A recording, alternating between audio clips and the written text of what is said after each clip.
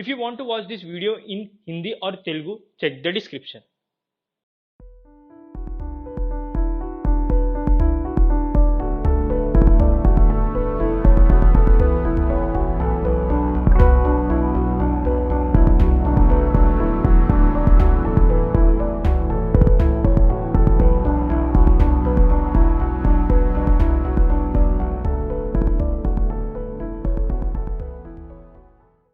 Hello guys, welcome to Pseudoscience. Today's topic is space exploration. In the previous episode, we have gained some knowledge about space travel. In this episode, we will discuss like if you landed on so and so planet, what will happen, what situations you will get into, or what will happen to you, etc. Such situations will be elaborated. So get ready for the space adventure. Firstly, have a look over some important numbers. These numbers were calculated with respect to Earth. A day length on the celestial bodies. Have a look over the table. Now let's see how long a year is on these planets. What are the temperature ranges on different celestial bodies? How long it would take if you want to reach so and so celestial body if you start from Earth? Have a look over this table. What is the value of gravity on these celestial bodies? Now let's get into Kepler's law. In astronomy, Kepler's law of planetary motion are three scientific laws describing the motion of planets around the sun. The law states that first law, the orbit of planet is ellipse around the sun. That is, it rotates in its orbit by keeping sun at one of its foci. Second law, a line joining a planet and sun sweeps out equal areas during equal intervals of time.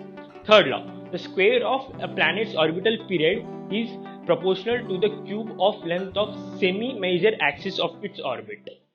The second law helps to establish that when a planet is closer to the sun, it travels fast. The third law expresses the farther the planet is from the sun, the slower its orbital speed and vice versa. Now let's discuss each planet, that what will happen or what will be your life if you land on so and so planet. Firstly, Mercury. Mercury is the smallest and innermost planet in solar system and has a dark grey surface color.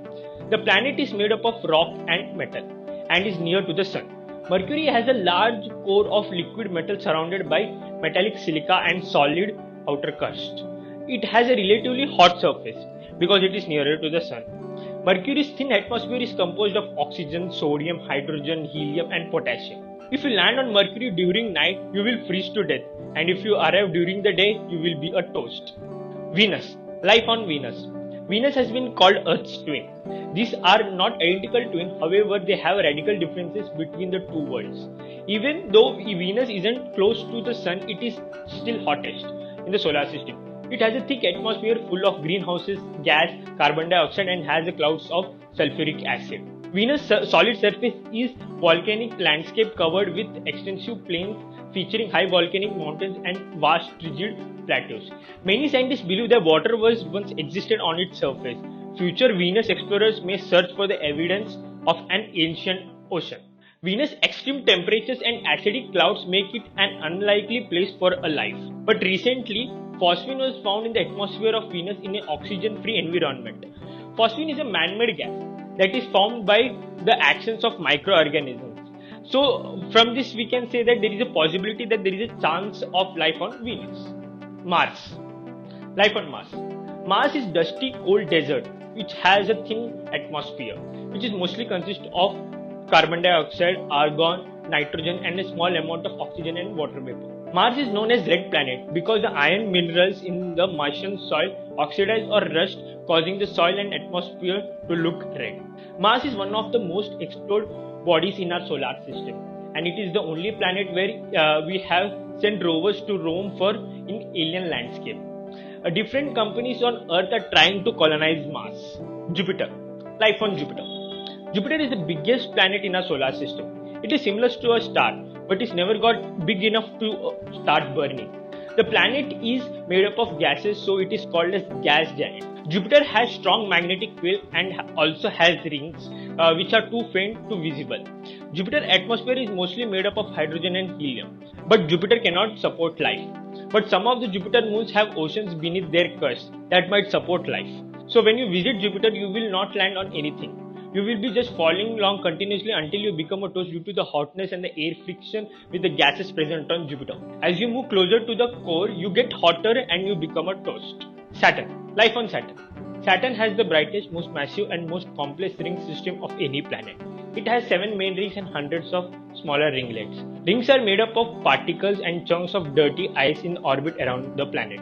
Saturn is the gas giant planet and therefore doesn't have a solid surface. Like Earth, Saturn's atmosphere is made up of hydrogen and helium. Saturn cannot support life as we know, but some of the Saturn moons have the same condition that might support life. Uranus. Life on Uranus. Uranus was the first planet that was found in telescope. Uranus is also known as sideway planet because it rotates on its side. Uranus have 27 known moons. Most of them are named after literature characters. Like Saturn, Jupiter and Neptune, Uranus is a ringed planet. Uranus has 13 known rings. Like Venus, Uranus rotates from east to west. The planet contains methane which absorbs red light and makes the planet look blue. Uranus is an ice giant.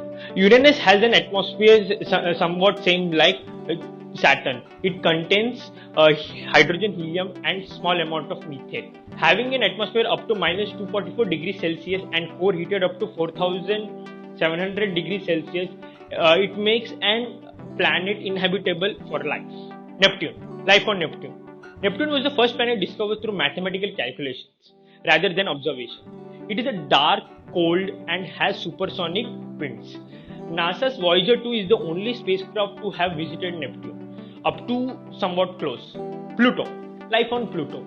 Pluto is a dwarf planet that lies on Kuiper Belt, an area full of icy bodies and other dwarf planets out past Neptune. Pluto is very small, only about half in width of United States. Almost all the planets travel around the Sun in nearly perfectly circle, but Pluto doesn't. Pluto has its orbit in an oval shape and somewhat tilted compared to other planets' orbit. Pluto has a thin atmosphere of nitrogen, methane and carbon monoxide. Pluto's surface is far too cold to sustain life. Now let's discuss about Moon, which is near to the Earth. Life on Moon. Earth and Moon are tidally locked. Their rotation are so in sync we can only see one side of the Moon all the time. Our Moon is like a desert with plains, mountains and valleys, and it also has craters, holes. More than 105 robotic spacecraft has been launched to explore Moon. It is the only celestial body beyond Earth so far visited by human beings. Due to the Moon's weak atmosphere and lack of liquid, it doesn't support life. Now I will tell you about a discussion that why Pluto is not considered as a planet in our solar system. Before the resolution of 2006, the term planet had no working definition and was based on the classification from before some of the major modern discoveries within the universe were made possible by advances in technologies. In August 2006, the International Astronomical Union, that is IAU, downgraded the status of Pluto to dwarf planets. This means that from now only the rocky worlds on the inner solar system and the gas giant outer solar system will be designated as planet. So there are 3 criteria of IAU for full-size planet. The 3 criteria of IAU are: first criteria, it must orbit around the sun. Second criteria, it must have sufficient mass to assume hydrostatic equilibrium. That is, almost it must have a round shape. Third criteria, it must have a clear neighborhood around its orbit. Pluto meets only 2 of these criteria, losing out the third one. In all the billions of years it has lived, it has never managed to clear the neighborhood, which means that it must be gravitationally dominant in its orbit.